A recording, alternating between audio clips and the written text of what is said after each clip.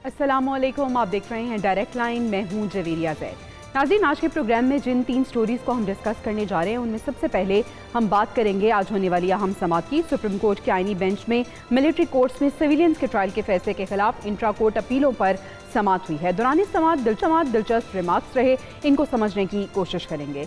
आज की दूसरी स्टोरी में पाकिस्तान तहरीक इंसाफ का जिक्र होगा, जिन्हें जलसे की इजाज़त तो देखना अब ये है कि इनका प्लान बी है क्या और इसको एग्जीक्यूट किस तरह से करते हैं।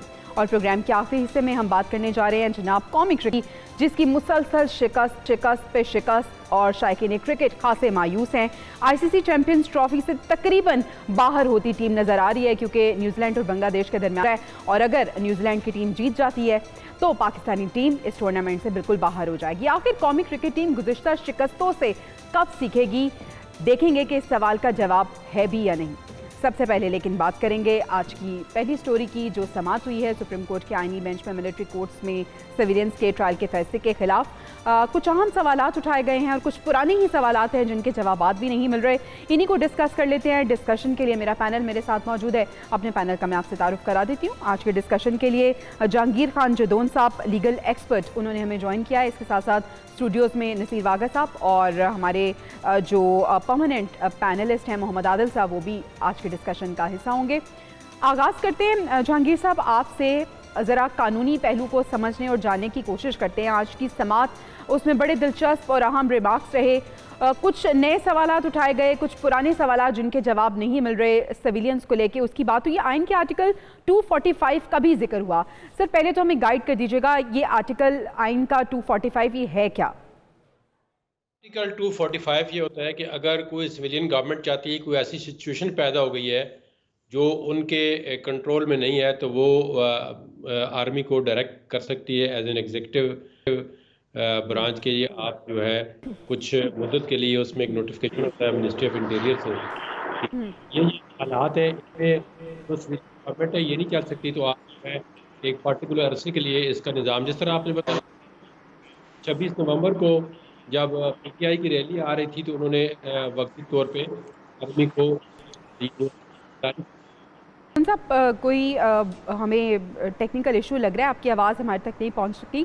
अब आज की समाअत और उसमें जो दिलचस्प और अहम रिमार्क्स रहे, उस पर ही हम बात कर लेते हैं। आर्मी एक्ट बनाने का मकसद क्या है? आईनी बेंच के जज ने ये सवाल उठा दिया है।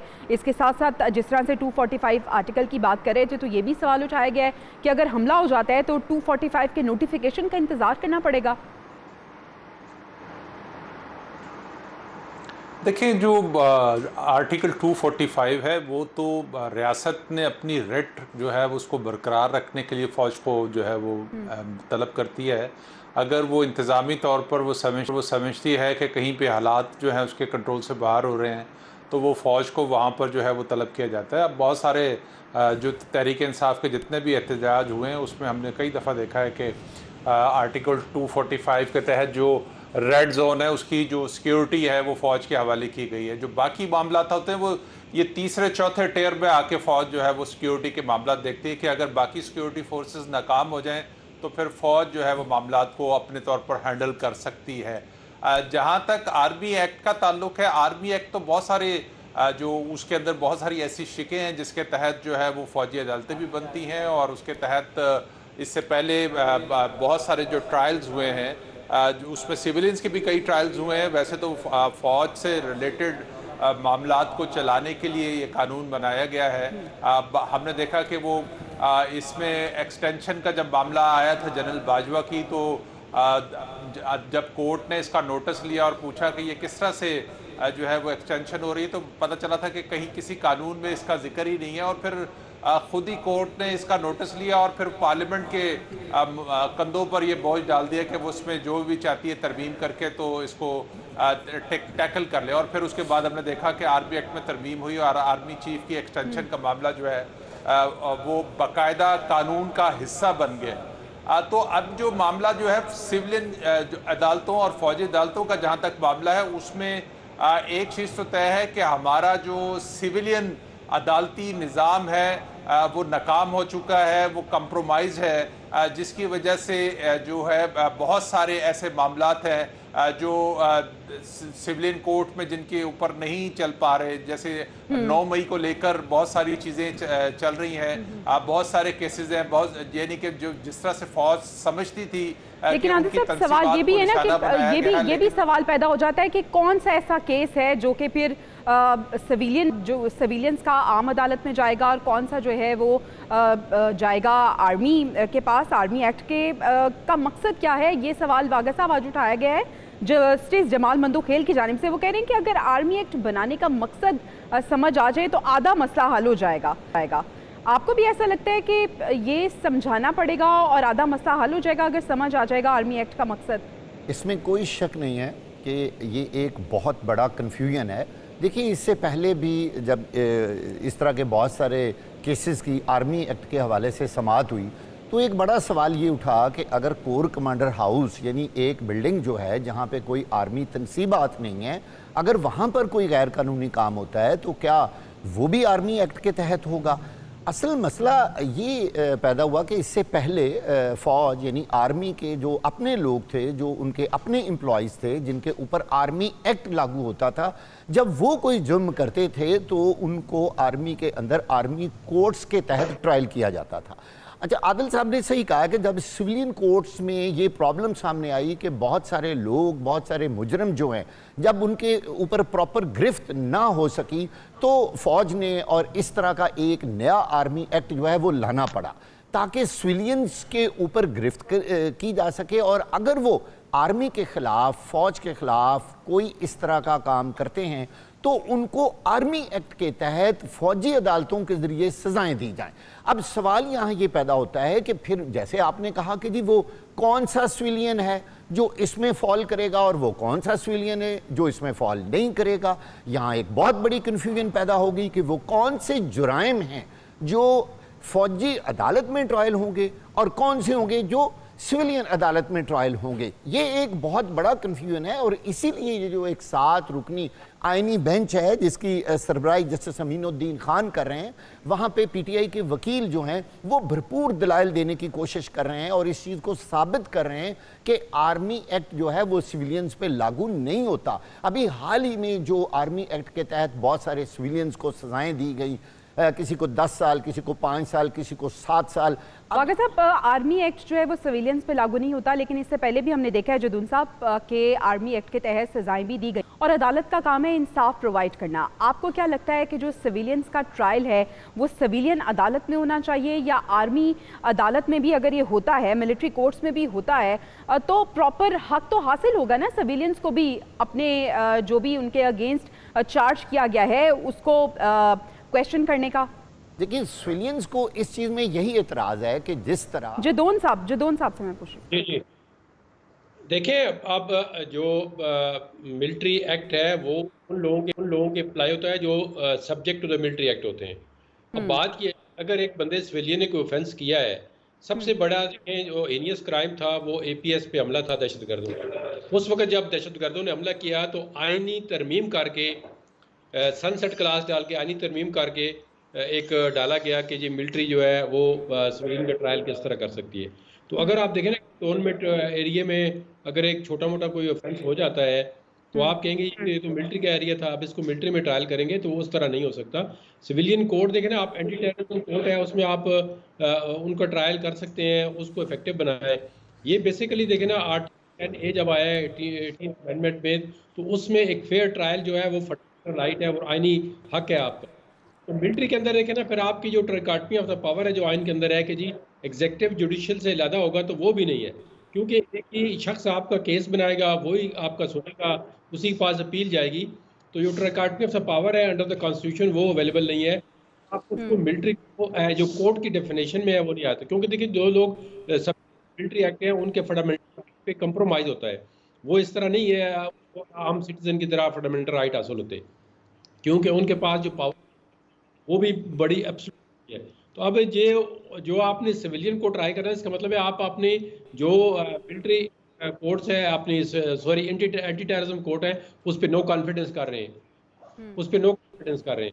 तो इसमें ये नहीं है कि आप फिर एक जितना भी सिस्टम है सिविलियन कोर्ट का उस पर आपको कॉन्फिडेंस नहीं है। कोई अगर सिविलियन जो है वो छोटा भी ऑफेंस करेगा तो आप क्या उसको मिलिट्री में ट्रायल करें? तो मेरे अपने पर्सनल व्यू में है, जो सिविलियन है उसका मिलिट्री कोर्ट में ट्रायल नहीं होना चाहिए। ठीक है आदिल साहब, आपको नहीं लगता कि अलमिया ये है कि हमको भी सियासत की नज़र कर दिया गया है? देखिए, बदकिस्मती तो यही है कि जो हमारे जो सिविल लाज हैं या सिविल अदालतें हैं, उन्होंने उस तरह से डिलीवर नहीं किया चीज़ों को। इंसाफ जो है वहाँ पर भी तलाश में लोग मारे मारे फिरते रहते हैं। जो आर्मी एक्ट का मामला है या उसके तहत फौजी अदालतों का क़याम है, फौजी अदालतों के क़याम तो जाहिर सी बात है, इससे पहले भी जैसे 21वीं तरमीम की बात हो रही थी, 21वीं तरमीम के तहत फौजी अदालतें बनी और सुप्रीम कोर्ट के एक लार्जर बेंच, फुल बेंच ने जो है इस पर फैसला दिया था 9/6 से या 9/7 से गालिबन, जिसके तहत ये अदालतों का क़याम हुआ था। तो अब हमने अब तहरीक इंसाफ खुद विक्टिम है इस सारे मामले में, वो ये समझती है, लेकिन जब तहरीक इंसाफ की अपनी हुकूमत थी तो वो खुद आर्मी अदालतों के हक में थी। जो प्राइम मिनिस्टर थे बानी पीटीआई, वो खुद इस हक में दलाइल देते रहते थे। तो हमारी जो पॉलिटिकल लोग हैं उनकी जो नीयत है उस पर डिपेंड करता है कि वो क्या चाहते हैं। अब यहाँ मामला ये है कि 9 मई का एक इंसिडेंट हुआ, उसके ऊपर आपने फौजी तनसीबात पर हमला किया। इससे पहले तो कभी मुल्क के अंदर इस किस्म का मामला नहीं हुआ था कि सिविलियंस या एक पॉलिटिकल जमात के वर्करों ने पूरे मुल्क में एक ही वक्त में जो है फौजी तनसीबात को निशाना बनाया, फौजी जो शोहदा के जो यादगार थी उन पे हमला किया। तो ये पहली दफ़ा ऐसा इंसिडेंट हुआ है। अब असल चीज़ ये है कि अदालत इस कानून की, इस आइन के तहत किस तरह से तशरीह करती है। क्या सिविलियंस का ट्रायल करने की इजाज़त दी जा सकती है या नहीं दी जा सकती? माजी में जैसे वो बहुत दफ़ा जो है एक केस का हवाला बार बार जो है वो आ रहा है जिसके तहत सिविलियंस का ट्रायल किया गया है। तो अब सुप्रीम कोर्ट के फैसले के इम्पैक्ट्स बहुत ज़्यादा हैं। अगर सिविलियन के ट्रायल की इजाज़त मिलेगी, उससे जो सबसे ज़्यादा अफेक्टी है वो एक पॉलिटिकल जमात की जो सरबराह है वो भी हो सकते हैं। कारकुनों को तो ऑलरेडी जो है वो इसके तहत जो है वो सज़ा दी जा चुकी है। लेकिन असल चीज़ ये है कि जो कुछ भी है अदालती सिस्टम में रुकावट नहीं होनी चाहिए, इंसाफ की फराहमी में रुकावट नहीं होनी चाहिए, इंसाफ की फराहमी में रुकावट नहीं होनी चाहिए। नसीर वागा साहब, बड़ी इंटरेस्टिंग चीज़ ये है कि आर्मी एक्ट के तहत सजा दी गई है और स्टिल ये समाअत भी चल रही है, फैसले का भी इंतजार है। आपको क्या लगता है कि अगर सिविलियन के ट्रायल की इजाज़त मिल जाती है तो क्या इम्पैक्ट होगा, और अगर इजाज़त नहीं मिलती तो क्या इम्पैक्ट हो सकता है? देखिए, अगर तो ये इजाज़त मिल जाती है और वैलिडेट कर देती है अदालत इस पूरे निज़ाम को, जो अभी लोगों को सज़ाएं हुई हैं, तो फिर यकीनी तौर पर जो आर्मी एक्ट ने अभी तक सज़ाएं, आर्मी एक्ट के तहत आर्मी फ़ौजी अदालतों ने जो सज़ाएं दी हैं उन पे अमल दरामद हो जाएगा और वो मनो अन तस्लीम कर ली जाएंगी। यहाँ जो असल मसला ये खड़ा हो रहा है कि जो नेचर ऑफ क्राइम है, यानी वो कौन सा जुर्म है जो आर्मी एक्ट के तहत आएगा और कौन सा जुर्म है सिविलियन का जो सिविलियन अदालत में आएगा। देखिए, यहाँ पर ना एक तासुर ये पैदा हो रहा है कि जैसे सिविलियन अदालतों पर अदम इत्माद किया जा रहा है। अगर फ़ौज सिविलियन अदालतों में भी अपने केसेस उनको रेफ़र करे, उनको कहे कि इन्होंने ये ज़्यादती को और ये सिविलियन लोग हैं, तो यकीनी तौर पर वहाँ पे भी फ़ौज को इंसाफ मिल सकता है अगर कोई इस तरह का जुर्म होता है। तो अब 9 मई के बाद एक अजीबोगरीब सूरत हाल पैदा हुई। बिल्कुल आदिल साहब ने सही कहा है, पूरे मुल्क में एक ही वक्त में फ़ौजी तनसीबात पर हमले हो गए। अब देखना यह है उनमें से फ़ौजी तनसीबात कौन सी हैं, उनमें बिल्डिंग्स कौन सी हैं, उनमें कौन सी आर्मी एक्ट में आती हैं, कौन सी मतलब किसको हम इसके अंदर लाना है, इसके अंदर नहीं लाना। सबसे पहले ये कैटेगरी जो है ये सामने आएगी। उसके बाद लोगों का एतराज़ ये है कि जी जब सिविलियन अदालतें मौजूद हैं सिविलियंस के लिए तो उनको वहाँ ट्रायल किया जाए, जबकि फ़ौजी हुकाम का और फ़ौजी अदालतों का ये कहना है कि नहीं, इनको हम ट्रायल करेंगे, इनको हम सजाएं देंगे। ये पाकिस्तान के अंदर एक अजीबोगरीब नया जो सिलसिला है और नई बहस जो है ये। ठीक है जदून साहब, इस कियोस्क को कौन बताएगा, क्योंकि इससे पहले हमने देखा है कि 26वीं आईनी तरमीम के बाद रेगुलर बेंच और आईनी बेंच के हवाले से भी बहुत से सवालात हैं कि कौन सा केस रेगुलर बेंच देखेगा, कौन सा आईनी बेंच देखेगा। और अब एक और जो मुद्दा है वो खड़ा हो गया है कि कौन सा जो मुजरिम है उसका ट्रायल होगा सिविलियन अदालत में और किसका ट्रायल होगा जो आर्मी अदालत है उसमें, तो इसको क्लियर कौन करेगा, इसको सिंप्लीफाई कौन करेगा? ये देखिए, आपने बड़ा इंपॉर्टेंट क्वेश्चन उठाया है। यही बेसिकली एक फंडामेंटल और आइनी मसला है कि क्या कोई अदालत डिसाइड करती है कि ये वाला केस जो है इस शख्स का, पहले देखिए ना, आपने नेचर ऑफ द ऑफेंस देखना है कि ये बंदा ये ऑफेंस करेगा तो फिर ये किस कोर्ट में ट्रायल होगा। ये तो आप, मैंने अभी कहा है ना, फिर इसमें जो आइन का बुनियादी तस्वर है कि आपने एग्जेक्टिव की जुडिशियल पावर ला तो खत्म हो जाएगी। आप एक एग्जेक्टिव ही डिसाइड करता है जी कि ये इसका केस जो है मिलिट्री में ट्रायल होगा, इसका केस जो है वो आप सिविल करेंगे। तो ये तो प्रोसिक्यूशन जितने भी केसों की होती है वो गवर्नमेंट के पास होती है। तो ये इसमें का तयन करना फिर कि ये किस ट्रायल में जो है, इसके नेचर ऑफ द ऑफेंस क्या है, हेनियस ऑफेंस है, मोटा कोई अगर इस बंदे के कल कोई एक सिविलियन की फौजी गाड़ी के साथ कोई गाड़ी है, तो वो कहे जी आपने तो जान गाड़ी के साथ मारी है, आपको भी मैं मिलिट्री कोर्ट में लेके जाऊंगा। तो इस तरह ये मसाइल पैदा हो जाएंगे। तो इससे बेहतर है कि सुप्रीम कोर्ट जो है वो, क्योंकि अल्टीमेट जो रिस्ट्रिक्शन उसी की है, वो डिसाइड करे केस जो है अंडर द सर्कमस्टांसेज मिलिट्री में ट्रायल हो सकते हैं और कौन से नहीं हो सकते। आया जो सिविलियन है अगर वो कोई ऑफेंस करता है वो किस तरह मिलिट्री कोर्ट में जा सकता है, उसके लिए कोई क्राइटेरिया अभी तक जो है। जदुन साहब, आप कानून पे गहरी नज़र रखते हैं और आपका एक्सपीरियंस भी, आपको क्या लगता है फैसला किसके हक में आने वाला है? नहीं, ये तो प्रोटेक्ट करना मुश्किल है कि आप देखें किसके हक में आने वाला है, लेकिन आप देखें कोर्ट को तो फैक्ट्स को देखते हुए आपको क्या लगता है फैसला क्या होना चाहिए? फैसला तो यही होना चाहिए कि सिविलियन का जो ट्रायल है वो जो सिविलियन अदालतें हैं, चाहे वो दहशतगर्दी की हैं या एंटी टेररिज्म का ऑफेंस बनता है, तो सिविलियन में चाहिए। इस तरह तो फिर आप, मैंने कहा है ना, एक ऐसी छुट्टी दे देंगे कि कंट्रोल में कोई भी ऑफेंस होगा तो वो आप कहेंगे जी है ना। अगर ना उसमें कोर कमांडर रहता है तो एक मेजर भी तो रह रहा है, कैप्टन भी तो रह रहा है, एक सिपाही भी तो अपने घर में रह रहा है, फिर तो वो सब तमाम से उसको ये तो नहीं आप कह सकते कि जनरल के घर का ये और सिपाही के घर का ये तकद्दुस है, ये नहीं आप बाइफरकेट कर सकते। फिर आप तो जितनी के अंदर जितनी आपकी छावनीज है, जो भी फैंस होगा आपके मिलिट्री ट्रायल करें, ये बड़ा जो है भयानक हो जाएगा और इसमें बड़ी प्रॉब्लम आएंगे। तो जो सिविलियन है अगर कोई फैंस हैं तो उनको सिविलियन कोर्ट के अंदर ही ट्राई करना चाहिए। ठीक है, मेरे पैनल के मुताबिक उनकी राय ये है कि सिविलियन ट्रायल है वो सिविलियन अदालत में ही होना चाहिए। नाजरीन, अभी हमें ब्रेक पे जाना है, ब्रेक से हम वापस आएंगे तो मुल्क की सियासत में क्या हो रहा है, पाकिस्तान तहरीक इंसाफ क्या प्लान बी बना रही है, इस पर बात करेंगे। Stay with us. Welcome back नाज़रीन, पाकिस्तान तहरीक इंसाफ की बात करते हैं, जिन्होंने 22 मार्च को मीनार पाकिस्तान जलसे की इजाज़त मांगी थी, लेकिन जलसे की इजाज़त तो नहीं मिली। अब वो प्लान बी का सोच रहे हैं। आदिल साहब, सवाल ये है कि इस्टेब्लिशमेंट का रवैया बड़ा सख्त लग रहा है, तो ऐसे में अपोजिशन क्या हुकूमत के खिलाफ जो तहरीक चलाने जा रही है, क्या ये कामयाब होगी या तहरीक चलाई भी जाएगी या नहीं?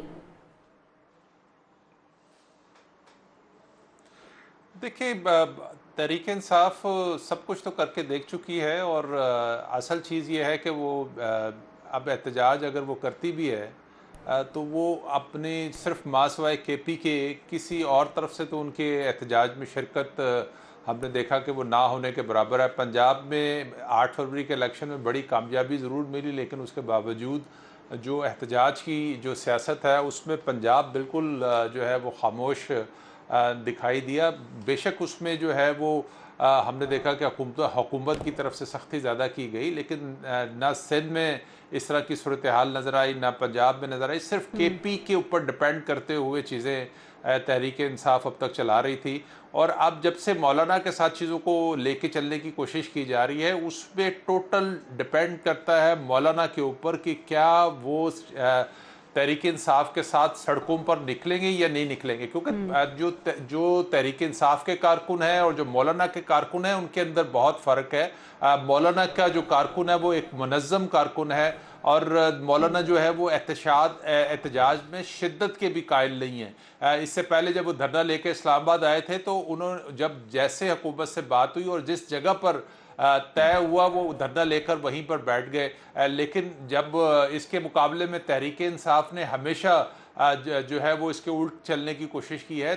और अब अगर मौलाना के ज़ेर असर ये तहरीक चलेगी तो फिर मौलाना अपने तरीके से चीज़ों को लेकर चलेंगे। अभी तो बहुत सारे मामलात पर कंसेंसस ही डेवलप नहीं हो सका कि मौलाना की सोच और इमरान खान की सोच में, वैसे भी आपको पता है कि ज़मीन आसमान का फ़र्क है, तो कि आगे जो है वो मौलाना इमरान खान की सोच के मुताबिक चलेंगे या इमरान खान जो है मौलाना की सोच के मुताबिक चीजों को लेके चलेंगे? तो अभी तो देखते हैं ईद के चलिए बाद वागा साहब से पूछ लेते हैं। वागा साहब, जरूरत इस वक्त किसको, मौलाना को पीटीआई की या पीटीआई को मौलाना की? हकीकत देखा जाए तो पीटीआई को मौलाना की इस वक्त बहुत अशद ज़रूरत है। दरअसल पीटीआई का जो कारकुन है वो इस वक्त खौफ में मुब्तला है। वो लोग जितने मुकदमात में मुलव्वस हैं और इस वक्त पीटीआई के कितने लोग जेलों में हैं, उन पे तशद्दुद हुआ, उन पे बहुत सारी FIR हुई। जो मोरल है ना पीटीआई के वर्कर्स का, वो उस लेवल का बिल्कुल नहीं रहा। इसके साथ साथ पीटीआई पंजाब में, सिंध में और बलूचिस्तान में बहुत कूल है, बहुत नीचे उनका इस वक्त ग्राफ जा रहा है, सिवाय KPK के। इसके अलावा वो शायद कहीं भी कोई बड़ा एहतजाज करने के पोजीशन में नहीं है। इस सारी चीज़ का इन्हसार मौलाना फजलुर रहमान पे होगा और वो ड्राइविंग सीट पर होंगे। जो स्ट्रीट पावर मौलाना फजलुर रहमान और उनके वर्कर्स के पास है, मैंने एज ए जर्नलिस्ट जो आज तक देखा है, वो बहुत कम जमातों के पास है। अगरचे पीटीआई के लोगों ने भी बहुत ज़्यादा काम किया और बड़े मारें खाई और बड़े मुकदमात भी उन्होंने बर्दाश्त किए, लेकिन मौलाना के बगैर शायद ये डेमोक्रेटिक अलायंस किसी सूरत भी कामयाब ना हो सके। इसके लिए ये ज़रूरी है कि मौलाना और उसकी पार्टी दिलो जान से, यानी पूरे दिल के साथ उनके साथ निकले और पाकिस्तान और हुकूमत के ख़िलाफ़ जो है वो एक तहरीक शुरू करे, तो यकीनी तौर पर वो हुकूमत को टफ टाइम देंगे, सड़कों पर आएंगे। और बहुत साहब, एक चीज़ तो मुश्तरक है कि हुकूमत के ख़िलाफ़ हैं, लेकिन मौलाना के कुछ तहफ़्फ़ुज़ात पाकिस्तान तहरीक इंसाफ को लेके भी तो है ना? जी बिल्कुल, आपकी बात दुरुस्त है।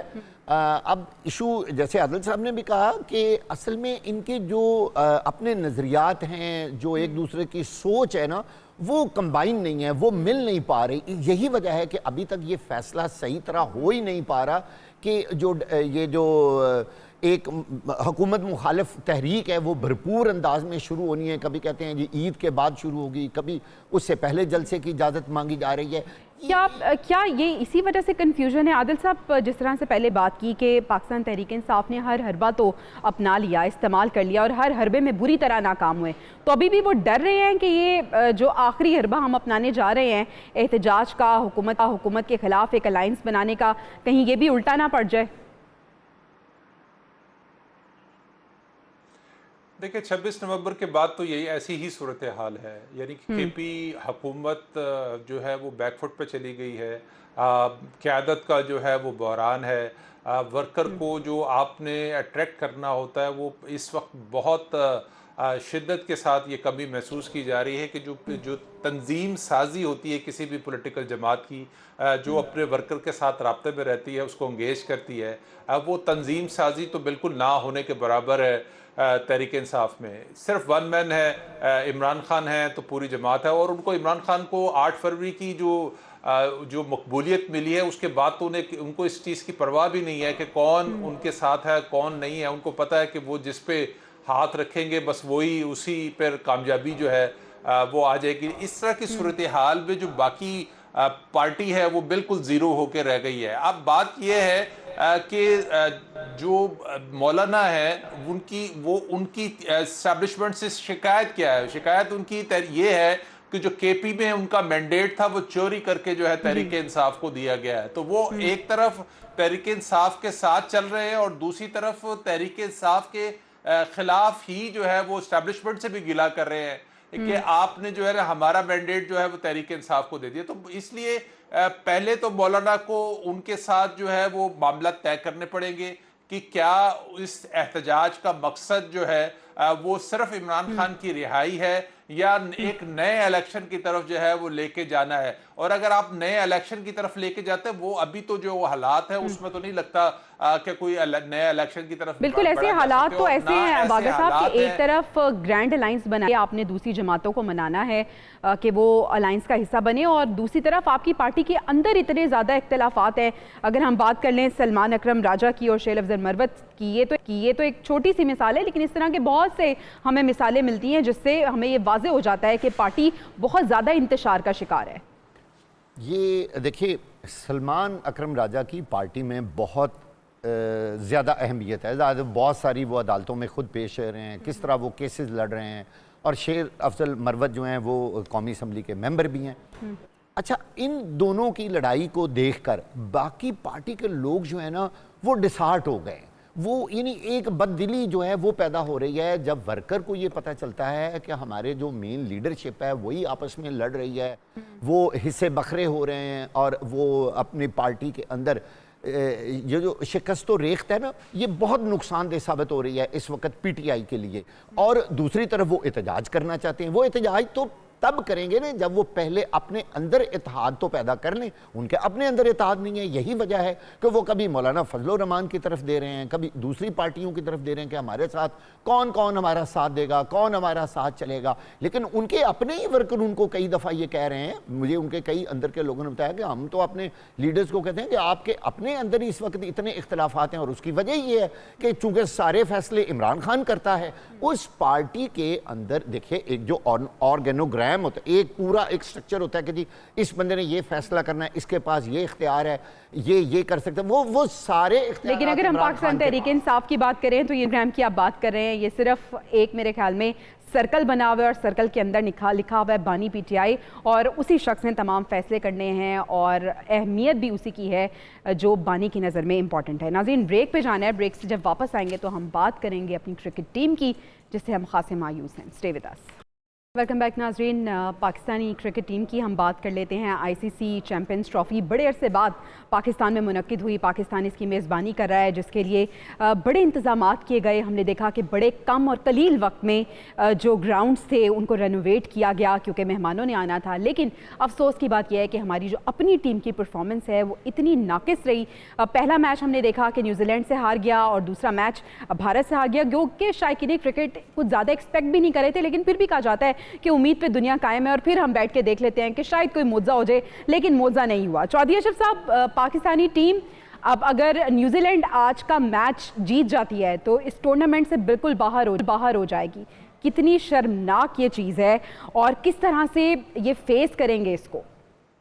बिल्कुल जवेरिया, आज भी ये कहा जा रहा है कि खुदा करे कोई मौजज़ा ऐसा हो जाए, न्यूजीलैंड टीम जो है वो बांग्लादेश के हाथों शिकस्त से दो चार हो जाए और फिर भारत जो है वो न्यूजीलैंड को शिकस्त दे दे तो फिर पाकिस्तान के इम्कानात फिर हो जाएंगे। तो देखिए, हम मौजज़ात की बहुत ज़्यादा यकीन भी रखते हैं और दुआएं भी करते हैं कि हमारी टीम ने तो कुछ नहीं करना, अल्लाह ताला ही इसको टीम को फाइनल तक पहुंचा दे या सेमीफाइनल तक पहुंचा दे। लेकिन जिस तरह की कारकर्दगी है गुज़िश्ता 1.5 साल से पाकिस्तान टीम के साथ, जिस तरह के तजर्बात किए गए हैं, वो इस लायक नहीं थी टीम कि हमने बनी बनाई टीम को तोड़कर ये तजर्बा किया चैंपियंस ट्रॉफी में। मैं आपको बात बताऊं, पाकिस्तान टीम दौरा ऑस्ट्रेलिया पर गई और वहां पर जो वनडे सीरीज है वो पाकिस्तान ने जीती और उसके बाद फिर पाकिस्तान टीम जिम्बाब्वे पहुंची, वहां पर वनडे सीरीज पाकिस्तान टीम ने जीती। और चैंपियंस ट्रॉफी से पहले पाकिस्तान टीम जनूबी अफ्रीका गई, पाकिस्तान ने वहां पर जनूबी अफ्रीका को उसकी होम ग्राउंड पर वनडे सीरीज 3-0 से उसके खिलाफ जीती। तो जब वो हमने जीती हुई टीम को यहाँ पर आकर 4 से 5 लड़कों को टीम में शामिल कर दिया और विनिंग स्क्वाड ही हमने तोड़ दिया, तो फिर कारकर्दगी तो इसी तरह की आनी थी ना। तो ऐसे में जब तजर्बात किए जाएंगे, अब जिम्मेदारी कोई नहीं लेगा। कल मुझे तो इतनी शर्मिंदगी हुई, कल भी रिजवान ने बड़ी मैं कहता हूं उनको कोई किसी तौर पर भी शर्मिंदगी नहीं हुई कि वो प्रेस कॉन्फ्रेंस में कह रहे हैं कि हमसे कैच छूटे, हमने फील्डिंग अच्छी नहीं की, हमारे बॉलर ने किया है, लेकिन ये हमने इससे सीखना है। भाई, आप टूर्नामेंट से आउट हो गए, अब भी आपने सीखना है। बिल्कुल ऐसे ही देखिए, जीत और हार गेम का हिस्सा होती है, लेकिन परफॉर्मेंस दिखाई जाए। आदिल साहब, मोहम्मद रिजवान कप्तान है रहे कि या तो विन होती है या लर्न होता है। लर्न कब करेंगे, कब सीखेंगे अपनी गलतियों से? और ये सीखने का वक्त तो नहीं है। देखिए, हमने तो कभी नहीं सीखा। हर टूर्नामेंट के बाद इसी तरह का जो है वावेला जो है वो हम सुनने में मिलता है। इसी तरह की जो क्रिटिसिज्म होती है कि टीम इस तरह से खेल रही है, उस तरह से खेल रही है।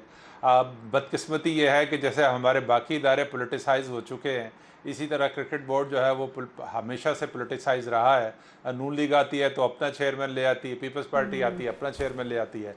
अब हर मसले का हल जो है वो मोहसिन नकवी को समझा जा रहा है। वो चाहे जो है अमन व अमान की सूरत हाल हो, वजारत दाखिला का कंट्रोल इतनी इम्पोर्टेंट वजारत है, वो भी मोहसिन नकवी को दी हुई है। और क्रिकेट बोर्ड एक फुल टाइम जॉब है।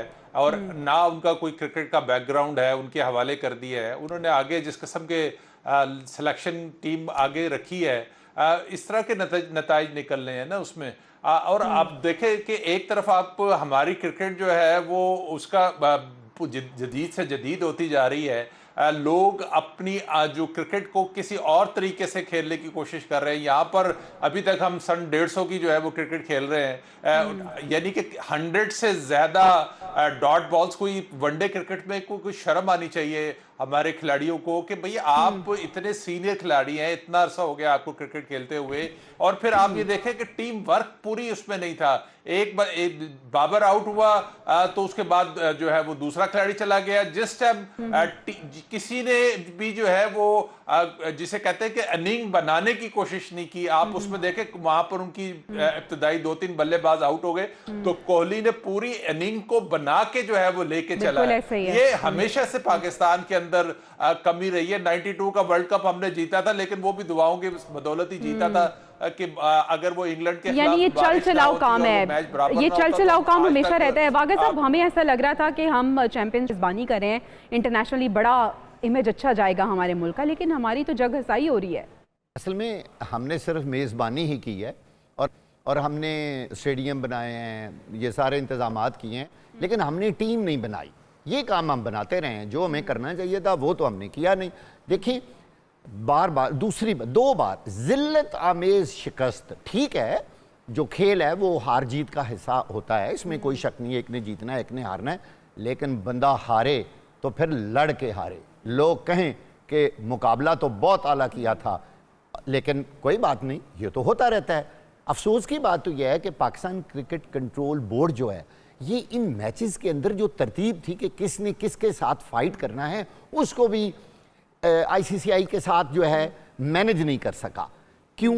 होना तो ये चाहिए था कि कम से कम 8-10 दिन तो पाकिस्तान मैच के अंदर रहता, टूर्नामेंट के अंदर रहता, कभी अपने शुरू में बांग्लादेश के साथ और अफगानिस्तान के साथ मैच मैनेज करता। शुरू में ही आपने देखिए एक मैच जो पहला वो न्यूजीलैंड के साथ रख के हार दिया, और साथ ही दूसरा मैच जो है वो भारत के साथ, जिसके बाद पाकिस्तानियों का था बिल्कुल दिलचस्पी मैच में ज़ीरो हो गई। अब पाकिस्तानी इस इंतज़ार में हैं कि देखते हैं कि भारत जीतता है या हारता है, और उसका फैसला कहाँ होना, दुबई में। अब पाकिस्तानियों के ज़हन में यह है कि अगर फाइनल और सेमीफाइनल जो हैं वो चलें पाकिस्तान में हो जाएं तो थोड़ा सा यहाँ हल्ला गुल्ला हो जाएगा, ट्रैफिक और बंद हो जाएगी, लोग और जलील होंगे, सड़कों के ऊपर जो कार्बन डाइऑक्साइड है वो बहुत वागा साहब, अगर हमारी टीम इस टूर्नामेंट में होती तो शायद अवाम ये बर्दाश्त भी कर लेती, लेकिन अब अगर टीम ही बाहर होगी तो बड़ा मुश्किल हो जाएगा। अशरफ साहब, एक फील्ड आप बता दें जिसमें हम ये कह सकें कि जो हमारी टीम थी उसने इस फील्ड में अच्छा परफॉर्म किया, बैटिंग हो जाए, बॉलिंग हो जाए, फील्डिंग हो जाए, कोई एक फील्ड।